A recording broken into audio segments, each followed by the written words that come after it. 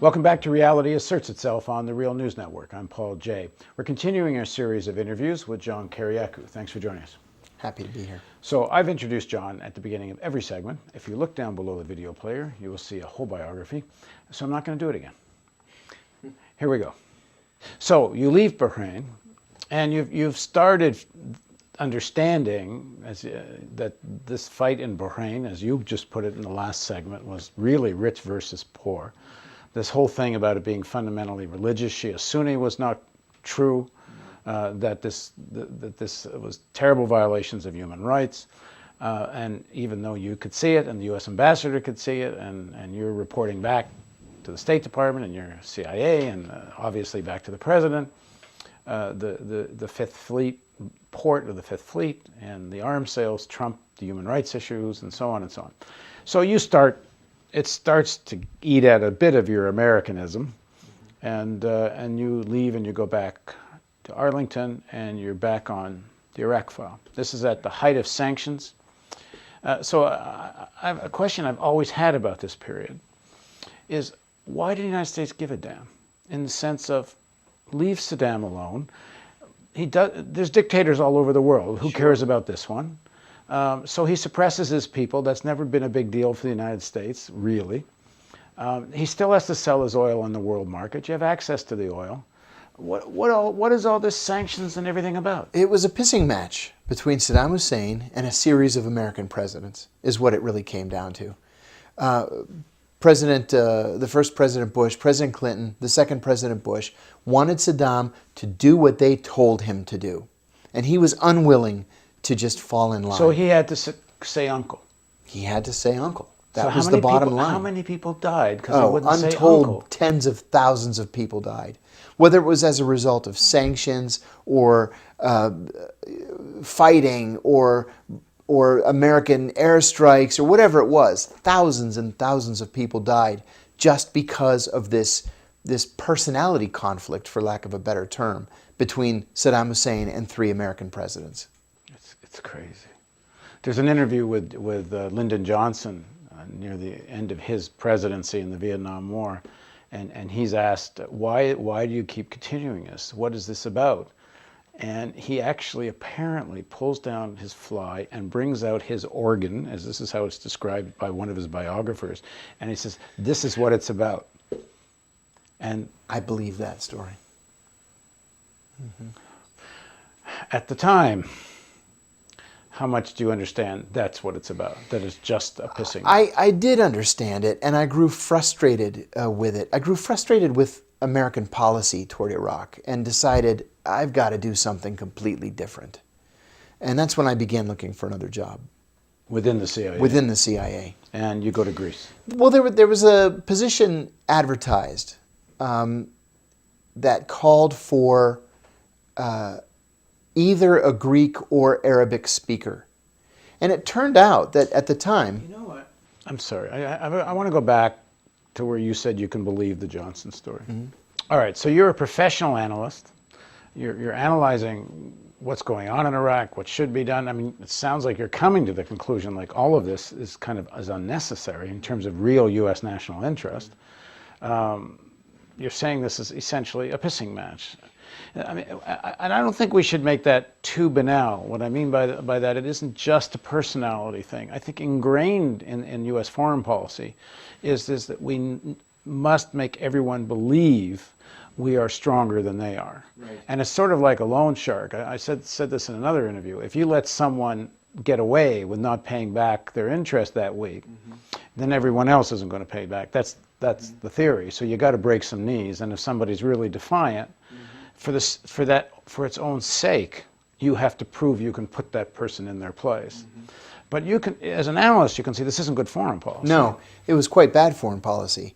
And it was a waste of resources, and people were getting killed. But at the same time, it goes beyond the president and the State Department and the Defense Department. You have congressional leaders hammering the president for being weak on Iraq and to bomb more and to fight harder and to make sure that Saddam is humiliated.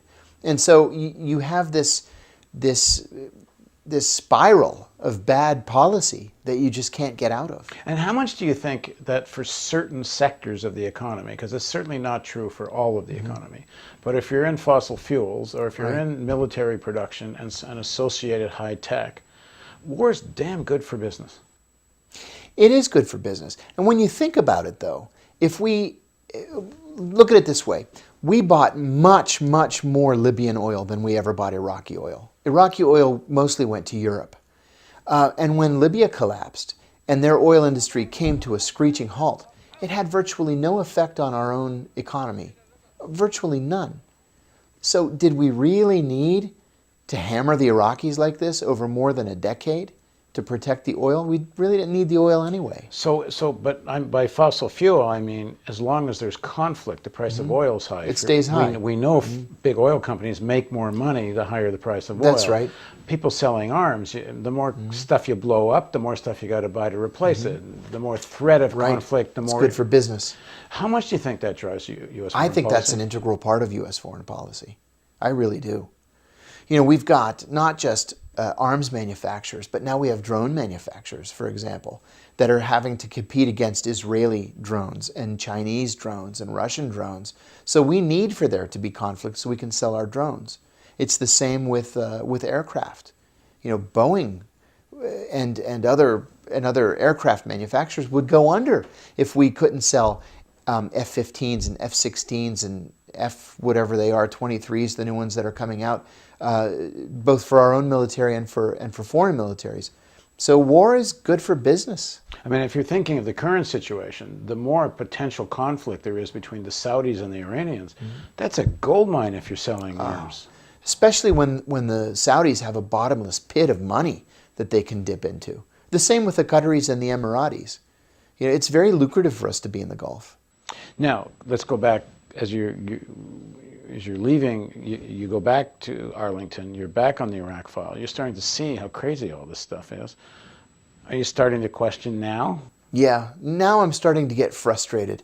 This policy is broken, it's not working, and there's no hope of changing it. So I decided to do something completely different. And that was operations. So, now you're going to leave analysis and go to operations. Now, this to me sounds a little contradictory. You're starting to see the pattern of some of the underlining rot of the policy, but now you're going to go over to operations where some of the dark stuff gets done. Yeah, but some of the dark stuff was meant to save and to protect American lives, and that's really what I wanted to focus on. I ended up going to Greece and spending 2 years in Greece, and my job in Greece was to try to disrupt terrorist attacks committed by a group that was called Revolutionary Organization 17 November. 17 November had murdered the CIA station chief in Athens in 1975. They murdered 2 defense attachés. They had shot and severely wounded several embassy officers, and they murdered an American Air Force technical sergeant who was just, the poor guy was just in the wrong place at the wrong time. And they had murdered almost 24 Greek nationals as well. Important people, cabinet ministers, the heads of the central bank, university professors, prominent business leaders. And I thought, this is something I could sink my teeth into. But when you decide to join ops, you don't know that's where you're going. Oh yeah. You do? Oh yeah. Well, you know it's Greece. I applied specifically for that job. And what's the training? It was all of the traditional operational training at Tradecraft, they call it. Tradecraft, right? Yeah. At a facility that they call the Farm, which is located south of here. And how long is the training? Well, because I was mid-career, I didn't have to go through what they called CIA 101. So I went straight into the shooting and the car crashing and the explosives training. And that lasted 4.5 months. What was the most interesting of that training? I found that I had a real knack with firearms. On my first day in the firearms or the weapons training class, the instructor asked, "Who in the room does not own a gun?" And I put my hand up. And I looked around, and mine was the only hand up. And he said, "You don't own a gun?" And I said, "Truth be told, I've never actually touched a real gun." And he said, oh my God, we got to start at the beginning. Well, I ended up finishing the class with the highest score. I had a steady hand and I just had a knack for it. And then we took a class called counter-terrorist driving. I had a knack for that too. 60 miles an hour backwards, crashing through roadblocks.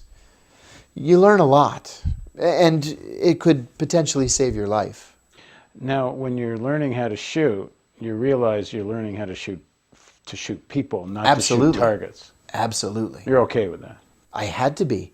If somebody puts a gun in my face with the specific intent to blow my brains out, I'm going to kill him first. But that's certainly not all. I mean, CIA is known for assassinating and shooting people who aren't necessarily shooting at you. Completely, totally different situation. That was not my thing. Well, you could be ordered to do that. No, I could not be ordered to do it. Why? Because I wasn't trained for it. And it's not something you can be ordered to do. In the event that there's an assassination that takes place under these new executive orders that Presidents Bush and Obama have signed, there's a paramilitary group that's perfectly willing to do that. That's not what the average Joe case officer does. The average Joe case officer, of which I was one, is overseas to recruit spies to steal secrets. That's the job. So the gun, in theory, is to defend It was for yourself if they self-defense. figure out Yeah. they're coming after you. It was for self-defense. Which in Greece they did. They did. There was attempts to shoot you. Is that Yeah, it? there was an attempt. What happened? Well, in the end, instead of killing me, the group killed the British defense attaché, who was a neighbor of mine. Our backyards connected. And I left for work one morning a little bit later than I normally did. I tried to leave at a different time every day, and I took a different route every day, but I slept in this one day. And so I thought, damn it, I'll just get on the main road, which you're never supposed to do, and just go straight to the embassy.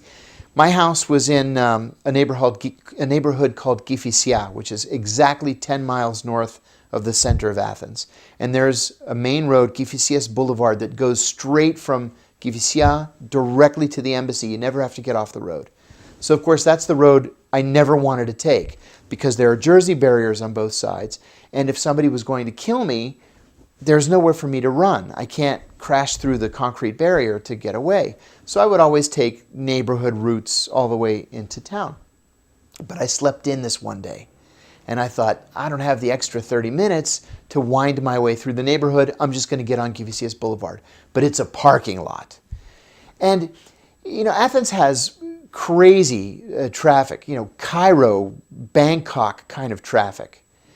And but this was heavier than even that.